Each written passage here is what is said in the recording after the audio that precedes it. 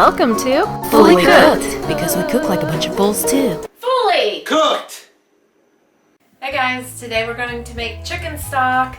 It's going to be a really simple recipe, but it is a little bit time consuming and you're going to be making a lot of it, so you need a lot of space in your fridge and freezer. The only ingredients that we're going to need is chicken, whole chicken bones, skin, any excess of a chicken that you were going to throw away. That's what we're using in this recipe. You'll also need a very large stock pot. Here I've got some chicken that I've cooked in the crock pot, and I left it in the fridge overnight, so it's kind of fatty. I used to work in a chicken restaurant, believe it or not. They called me Chicken Lynn. So all I'm doing here is just peeling off the skins, and I'm going to place it into my stock pot. This is what we're going to boil. All the skin, the bones, the tendons, the cartilage. This stuff is very good for you. The marrow is going to come out of this bone. The cartilage is going to coagulate and melt down into your chicken stock, and it's so good for you. It's basically the building blocks of your entire body. At least I ain't chicken. Okay, and I'll continue to pick my chicken. See, the cartilage goes in there, the bones.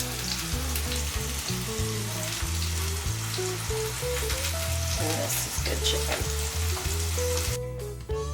Okay, I put my stock pot in the fridge overnight because I didn't have time. So, all I'm gonna do now is turn it up on high and fill it right up to here with water, and I'm going to leave the lid off for right now. I filled it up this high. I'm gonna let it boil. It's gonna take quite a while to boil. I just kept it here and I filled it up with a kettle. I made like 7 trips over here because this is a very big stock pot, very big. It's warm right now. I'm going to let it boil without the lid, and then I'll show you what happens in a little while when it starts boiling. At this point, you can put in vegetables, onions, make it really flavorful. I just want to make the bone broth, the stock. When I usually cook with stock like this, I do put onions in it. It'll be kind of redundant for me to put onions in this pot, but if you want to, you can put all kinds of vegetables in right now. This is after an hour, and you can see it's starting to foam up, the scum. As it's boiling, it will get scum all over it, and you're gonna need to just strip that scum off, but leave the skin in there. Just take the scum off. This bone broth is now been boiling for 2 hours. I removed just a little bit of scum, which was great. It didn't have that much. So all this is gonna be broth. Now here comes the ridiculous part. I'm going to turn this down to simmer. Probably like a low heat. I don't have a simmer on here. It's like a low heat. And I'm going to put the lid on it, and it's going to stay here for 22 more hours. This bone broth takes 24 hours to make. As soon as I find my lid. Okay, see you tomorrow.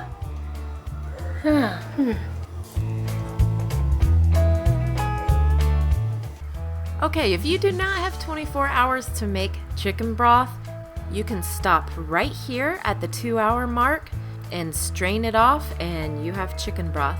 I'll show you how to do this next. If you do want to make the full-on chicken bone broth, you have to let it sit for the whole 24 hours, and the bones will actually turn white.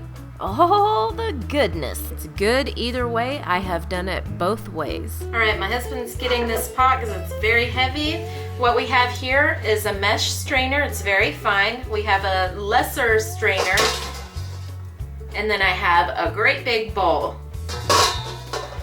This is the pot, in case you're wondering. Now I have left this to cool for several hours, so it is cooled off and the fat has risen to the top. I'm just going to pour this in slowly. It's heavy, so go slow. Keep going. Okay, keep going.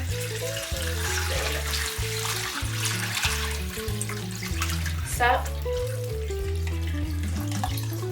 once this gets filled up, I'm going to take an extra trash bowl and put the skins into it, whatever falls out of this. I'm gonna pick this up slowly.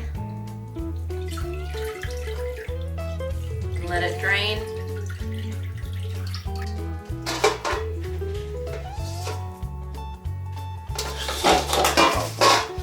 Oh, yeah, two. Gonna do it again.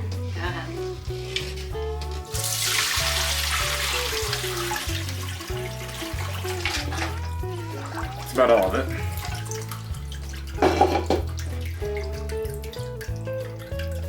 Just strain it out the best you can. And this goes outside to feed the cats. We have a lot of stray cats, so they will really love to get this.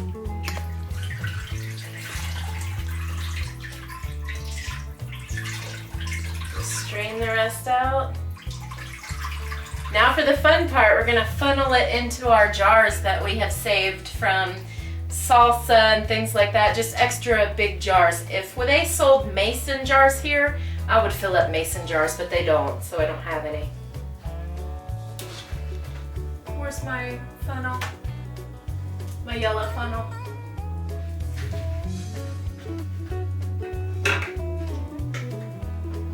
Looks pretty disgusting.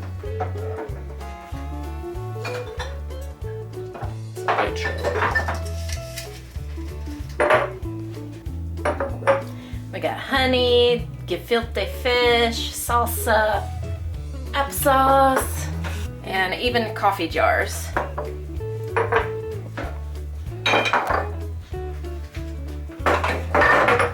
Now when you're filling a jar to put it in the freezer, and I've had this happen before, it will explode. You have to keep the level down about right here so it has room to expand. So only fill it up to about right there. When you're pouring, the only thing you need to remember is commit. So if you pour, just commit to it. That's about as far as you want to fill it up from the top so it has room to expand in the freezer. And here is the final product that we made. Level up.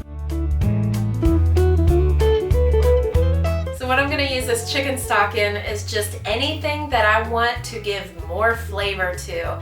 Pasta, boil with half water, half chicken stock, gives it a great flavor. Rice, any kind of rice, you know, gives it a great flavor. You can also add it when you're thickening something up with cornstarch. Add chicken broth, cold chicken broth. It's great. It just gives it extra added flavor to any dish. So I hope you like this recipe. Have a great day. This week. Are you reading what's on my list? No, but I can see you now. Today we're going to make glazed beet sauce, but there's an extra added bonus because this is a fail recipe and must be thrown away. I was going to make this for Valentine's Day as like a nice little treat for you guys to put on top of like a chocolate cake or, you know, gluten-free of course. It's jam! It's like a beet jam. Yes, it's a beet glaze. And I'll show you how I make it. It's very simple, but this one got destroyed accidentally. It's not glaze, it's glass. It's glazed glass, yes. But you can see how nice and thick it turns out. It's a very good recipe. Ouch, glass. Thanks for watching. Have a good day. A tip for your chicken broth, do not boil it more than 2 hours. It will taste burnt and it will ruin it. So if you're gonna use the 24-hour method, make sure that it's on simmer after the 2-hour mark. I hope you guys try it. It really tastes delicious and lasts pretty much forever in the freezer. So if you like this video, please give it a thumbs up. Subscribe to our channel. We make a new video every single week.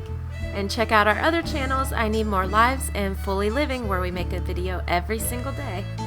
Leave a comment down below to let us know you were here, and have a great day.